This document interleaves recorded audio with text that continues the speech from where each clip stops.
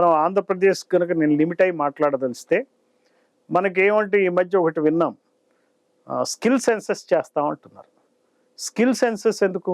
Cash senses చేయకుండా cash senses చేస్తే దాంతోపాటు స్కిల్ కూడా తీసుకోవచ్చు, వాళ్ళ ఎకనామిక్ స్టేటస్ తీసుకోవచ్చు, ఎంప్లాయ్మెంట్ స్టేటస్ తీసుకోవచ్చు, అన్ని స్టేటస్ తీసుకోవచ్చు. ఈ సెన్సెస్ ఎప్పుడైతే మనకి చట్ట ప్రకారం కనుక చేసినట్టయితే ఈ సెన్సెస్ ఆధారంగా ఎన్నో రకాలైనటువంటి నిర్ణయాలు తీసుకోవడానికి ప్రభుత్వానికి అవకాశం ఉంటుంది. ప్రభుత్వం మంచి పాలన అందించాలంటే వాళ్ళకు ఉండాల్సింది మంచి డేటాబేస్ ఉండాలి, డేటా సరిగ్గా ఉండాలి. డేటా సరిగ్గా ఉండాలంటే సెన్సెస్ తప్పనిసరి. సర్వేలతో సరైన డేటా రాదు. ఈ స్కిల్ సెన్సెస్ కూడా సర్వే మాదిరిగానే చేసేటువంటి పరిస్థితి ఏర్పడుతుంది. సో అందుకనే ఆంధ్రప్రదేశ్లో ముఖ్యంగా నేను ఇందాక మీకు చెప్పినట్టుగా ఎమ్మెల్యే కులాల గణన అనేది కనుక తీసుకుంటే ఒక రాయలసీమ ప్రాంతానికి నేను ఇప్పుడు మాట్లాడదలుచుకున్నాను. మీకు రాయలసీమలో 4 పాత జిల్లాలు, నెల్లూరు కూడా కలుపుకుంటే 5 జిల్లాలు ఉన్నాయి. సో మొత్తం 9 పార్లమెంట్ సెగ్మెంట్లు వస్తాయి. అందులో 9 ఏళ్ళు 63 మంది ఎమ్మెల్యేలు ఉంటారు.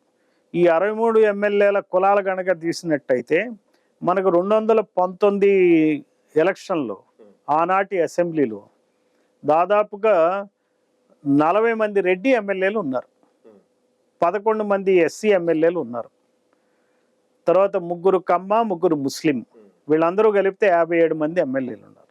మిగిలినది 6 బీసీ ఎమ్మెల్యేలు. బీసీల్లో కూడా ఒక బలిజ ఎమ్మెల్యే మాత్రమే.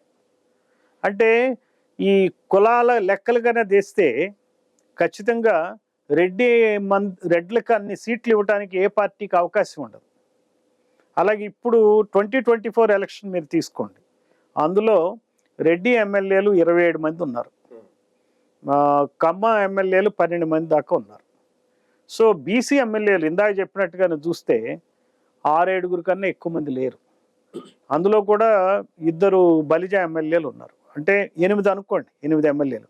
మరి దాదాపుగా 1,80,00,000 పాపులేషన్ ఉంటుంది ఈ 5 జిల్లాల్లో. రాయలసీమలో 1,80,00,000 కనీసం సగానికి సగం ఉన్న బీసీలు ఉంటారు, 90 లక్షల మంది ఉంటారు.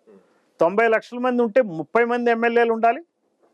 ఒకవేళ 30 మంది ఎమ్మెల్యేలు ఉంటే ఆ ఎమ్మెల్యేలు వాళ్ళ ప్రాంతాల్లో వాళ్ళ కులాలకు సంబంధించి మేలు చేసుకుంటారు కదా. ఇప్పుడు రెడ్డి ఎమ్మెల్యే ఉంటే రెడ్లకు సామాజిక వర్గానికి సంబంధించిన వాళ్ళ సంక్షేమ కార్యక్రమాలు బాగా టేకప్ చేస్తాడు ఆయన.